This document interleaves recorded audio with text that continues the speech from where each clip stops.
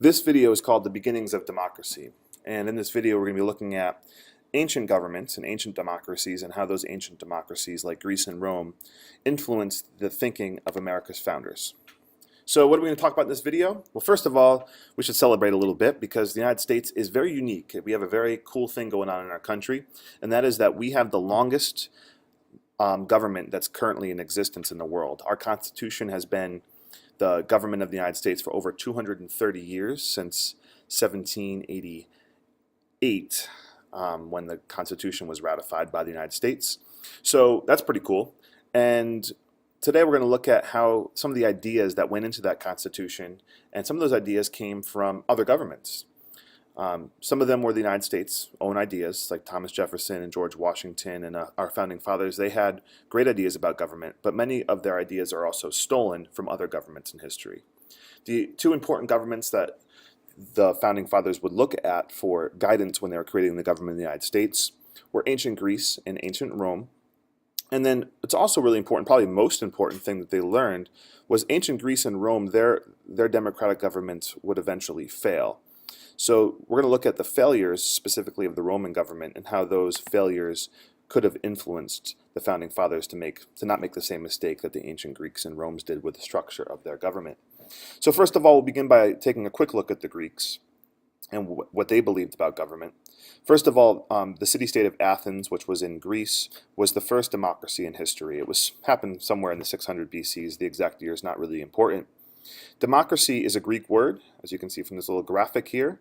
Demos, the first part of the word, means the people, and kratos means rule, so it basically means the rule of the people. In ancient Greece, they had a direct democracy, which means that the people who could vote, they actually voted on the laws. There was no, representatives who would vote for the people, so the people directly worked on the laws, so it was a direct democracy. Most people in Athens were not allowed to participate in this direct democracy. Only about 10% of them, give or take a little bit, could actually participate in the government. The voting population, that 10% who could vote, because they were just regular people. They weren't professional government people. They were just regular people that voted on the laws.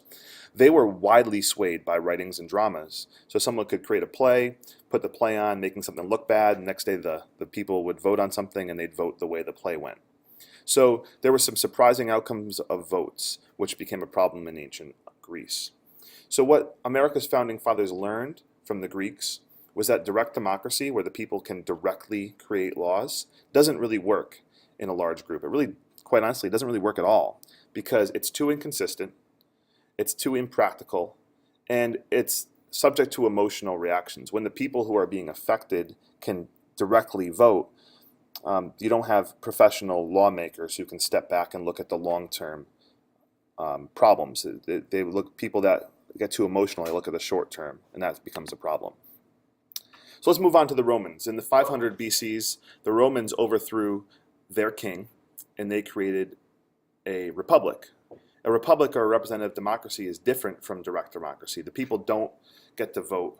Well, they do get to vote for in some way, but they don't get to vote directly on the laws. They're removed from the lawmaking process. Representatives are chosen by the people. That's where the people get to vote. So they get to vote somebody in, and then those representatives are the ones that make the laws. The power still lies with the people in a republic, but the officials are the ones that make the laws. So there's a little bit of separation between the people and the lawmaking process. The way this republic was set up, Rome's government had a Senate, and we stole that idea from Rome and our Senate. Rome's government was run by this Senate, and senators were elected by the people. Two consuls were the leaders of the Senate. So these people kind of acted like the president. And they were elected to one-year terms. They could not serve twice in a row. Other lesser elected positions also existed. There was a division in Roman society between the wealthy noble class, called the patricians, and sort of the regular working class Joes, called the plebeians. And we're going to look at that a little bit more. That's part of the reason why the government didn't work.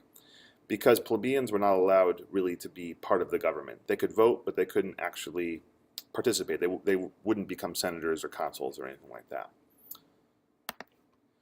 So moving on here. Why did this republic in Rome not work out? What could America learn from Rome? Well, first, the Roman Republic was awesome. For a long period of time, it was the most powerful nation in the world, probably the most powerful nation in history. As time went on, however, there was corruption and greed in the Roman Senate, and it caused it to fall apart. There were divisions between plebeians and patricians, those two different classes of people that we talked about before, and that caused further damage because plebeians were a little bit bitter about being excluded. As corruption in the Senate spread, they started to change the rules. Consuls changed rules and could be elected many times. Senators became greedy and started making laws that did what was best for them instead of what was best for the entire country. In the 50s BC, there was a guy named Julius Caesar. You may have heard of him.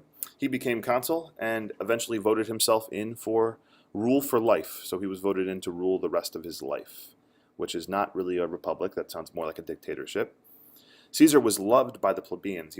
Caesar was actually pretty smart. He gave the plebeians, this lesser class of people, I guess you could call them, more power and more influence, so the plebeians supported Caesar. With the support of the plebeians on his side, no one could really hurt Caesar because then they would have an angry mob to deal with. Now eventually Caesar was murdered by senators. They were losing their power. Caesar was becoming a dictator and doing whatever he wanted, and the Senate was losing their influence. So senators got mad, and they killed Caesar. They murdered him. He took 23 stabs to the body. After his death, there was this power void in Rome, and there was a series of civil wars broke out, and there was no longer a Roman republic, but an empire, where there would be an emperor in charge, kind of like this guy here, except for the Roman empires couldn't shoot lightning out of their hands. So let's kind of look back on what we learned in this video. Prior to the United States, there had been other governments that experimented with democracy. Ancient Greece and Rome were two of them. There were others as well. The governments of ancient Greece and Rome had unique structures and beliefs, and our founding fathers got a lot of ideas from ancient Greece and Rome good ideas about how to run a government. However, these ancient Greek and Roman governments eventually fell apart. So our founding fathers, they learned from the mistakes of ancient Greece and Rome. And you'll see that when the founding fathers create the Constitution, they put some